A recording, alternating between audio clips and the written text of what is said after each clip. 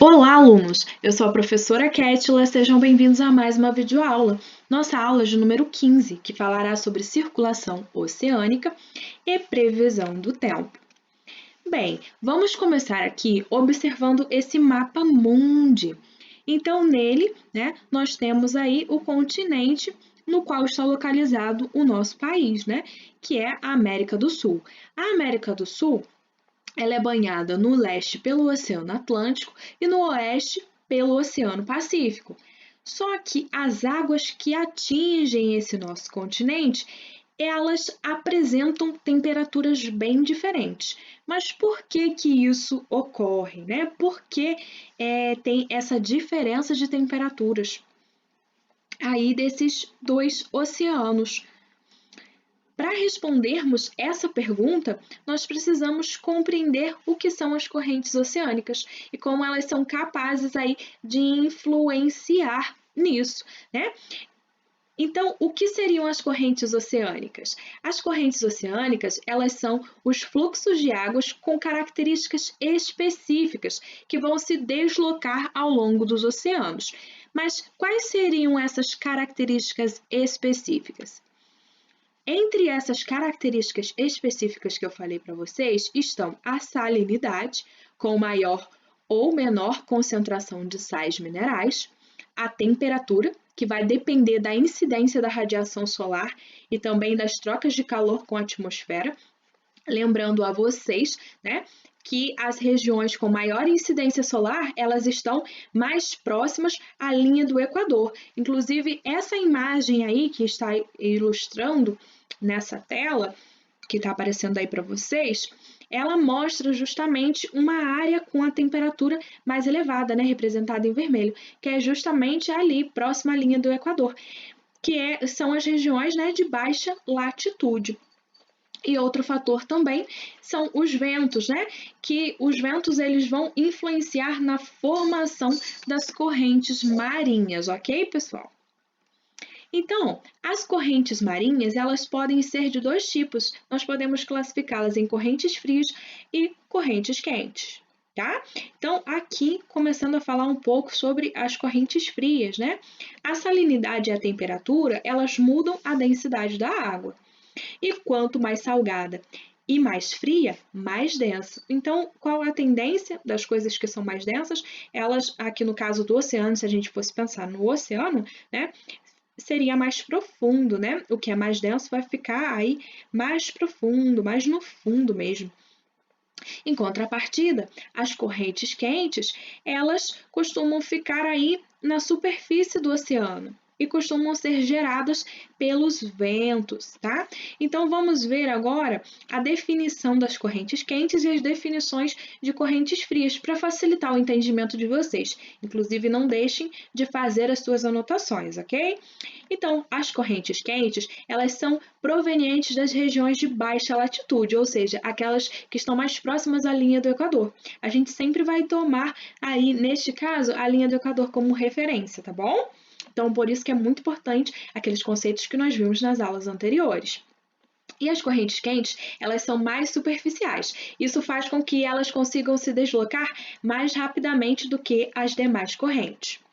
O índice de evaporação, nelas é maior, o que faz com que as áreas que forem banhadas por essas correntes quentes, elas recebam uma quantidade maior de umidade. E quais seriam as principais correntes quentes? Seriam as correntes das Guianas, do Golfo do México e a do Brasil. Depois eu vou falar algumas características das principais correntes um pouquinho mais à frente, tá bom? Vamos agora à definição de correntes frias, Na verdade, de onde elas se formam e tudo mais. As correntes frias, elas vão ser provenientes das faixas polares com elevadas latitudes, Ou seja, mais distantes da linha do Equador. Então, elas vão ser mais frias e vão se deslocar justamente em direção à linha do Equador. Elas vão ser mais profundas, lembram daquela questão da densidade? Então, elas vão acabar se deslocando mais lentamente. o índice de evaporação é menor. Então, as áreas próximas a essas correntes, elas vão receber menos umidade e menos chuvas. A principal corrente fria é a corrente de Humboldt, tá? Na costa oeste da América do Sul. Claro, existem outras correntes, mas eu estou falando dessa que depois eu vou falar sobre as características principais aí de algumas correntes, tá? Então vamos lá. As correntes marítimas aqui no caso, né? A corrente do Brasil, ela vai conduzir calor das regiões de baixa latitude para as regiões de alta latitude. A corrente do Golfo, ela é responsável por temperaturas maiores do que as esperadas na costa oeste da Europa. E a corrente de Humboldt, ela traz água fria, minerais e nutrientes para a costa do Oceano Pacífico. E nós temos também a contracorrente El Niño. Vocês provavelmente já ouviram falar, para quem assiste aqueles noticiários, geralmente fala, o fenômeno El Niño e tudo mais, né? Então, durante aí esse fenômeno do El Niño, aumenta a temperatura do mar, vai modificar a circulação atmosférica, né? Enfraquecendo os ventos alísios, que nós estudamos na aula anterior, vai provocar chuvas em locais onde seriam mais secos, e secas em locais onde seriam mais chuvosos, ok? E geralmente esse fenômeno ele vai ocorrer lá mais ou menos no período de dezembro. Então por isso que ele recebeu esse nome devido ao período em que ele ocorre, né? Inclusive ele recebeu esse nome de El Niño em referência ali a ser próximo do Natal, né? Tem a ver com a comemoração cristã do nascimento de Jesus, por isso El Niño, né? Então é basicamente isso aqui. E por que é tão importante a gente estudar as correntes oceânicas? Porque elas vão influenciar no clima, né? De determinada região, que a gente viu que cada região ela tem o seu clima. E essas correntes aí, conforme elas se aproximam de determinadas regiões, elas podem causar alterações no clima.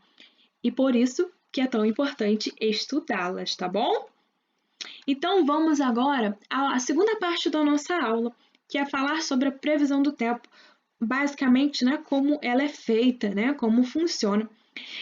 O clima, a gente viu que cada região, né, tem o seu clima. São analisados diversos fatores num período maior de tempo.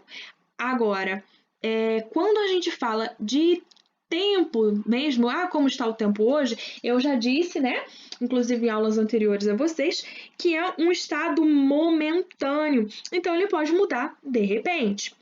Então, por isso que a previsão do tempo, né, ela vai ser mais segura, mais confiável se for por um período de dias menores, né? E nós vamos ver por quê, né? Os dados que são obtidos pelos meios de comunicação, inclusive como essa previsão do tempo que eu retirei aí da internet, elas vão ser resultado de análise de uma diversidade de variáveis meteorológicas. E quais seriam essas variáveis? Chuva, umidade, vento, né? Aí a temperatura, são os dados que são analisados para construir aí essa previsão do tempo. Nós vamos entendendo um pouquinho melhor a cada tela que vai passando, tá? Então, essa imagem aqui eu retirei lá do livro didático de vocês, tá? Da página 49, não deixem de conferir. E lá, essa previsão do tempo aqui, ela é de Brasília, né? E Brasília, ela não tem um clima desértico, tá?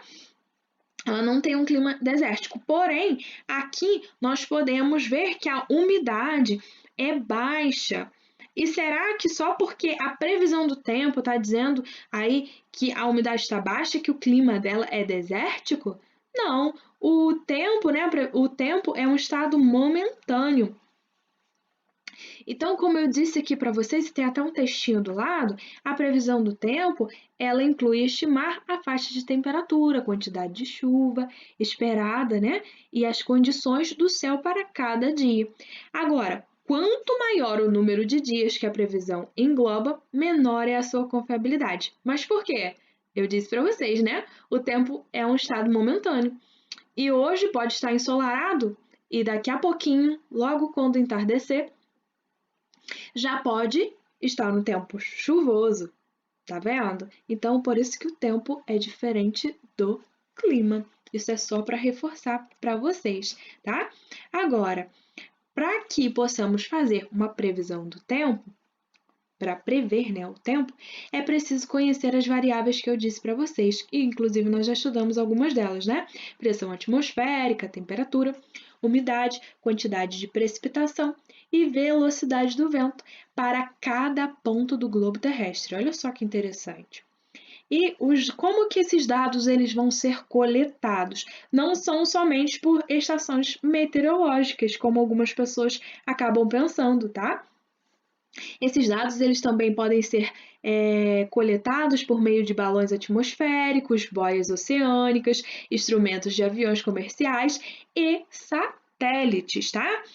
E eu coloquei aí esse QR Code para vocês, não deixem de conferir, utilizando o aplicativo da RA Positivo, porque ele é uma realidade aumentada, que mostra em detalhes para vocês uma estação meteorológica. E é muito interessante, porque logo mais, daqui a pouquinho, eu vou passar uma pesquisa para vocês fazerem, né, sobre os elementos aí de uma estação meteorológica. É uma pesquisa rápida e super interessante que vocês vão fazer.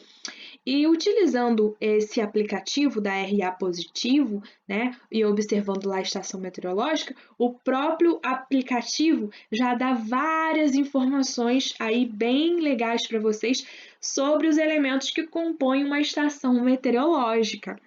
Então, já vai ajudá-los bastante, pessoal. Então, a previsão do tempo, né?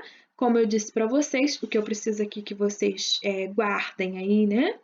A essência disso aqui é que a previsão do tempo, quanto mais dias, né? Você fizer a previsão do tempo, menos confiável vai ser. Se, por exemplo, você vai viajar daqui a um mês, aí você quer saber a previsão do tempo, vai ser tão confiável assim? Não vai, né? Porque o tempo é um estado momentâneo, pode mudar de uma hora para outra. Novos dados, novas correntes podem surgir, e como eu disse para vocês, se as correntes marítimas, essas correntes oceânicas, elas influenciam no clima de uma determinada região, se aí chega uma corrente, vai que está lá em dezembro e tem uma contracorrente, é um ninho, vai mudar aí completamente o clima, perdão, da região, né? E a previsão do tempo também pode mudar, porque a previsão do tempo ela vai estar sujeita aí à pressão atmosférica, à temperatura, à umidade, né, às chuvas e tudo mais. Então os dados vão ser mais confiáveis, né, se for previsto para um dia, 2 dias, né, vai ser mais seguro. Ok? Então, por isso que pode ocorrer de um dia, você viu a previsão do tempo para daqui a um mês. Poxa, eu contava que aquele dia ia fazer sol, eu tinha visto na previsão do tempo, agora eu fui ver de novo, a previsão do tempo mudou. É por causa disso, tá bom? Então, chegou a hora da pesquisa. Então, o que vocês terão que fazer? Vocês farão uma pesquisa para responder os exercícios da seção Organize as Ideias, da página 50 do livro didático de vocês.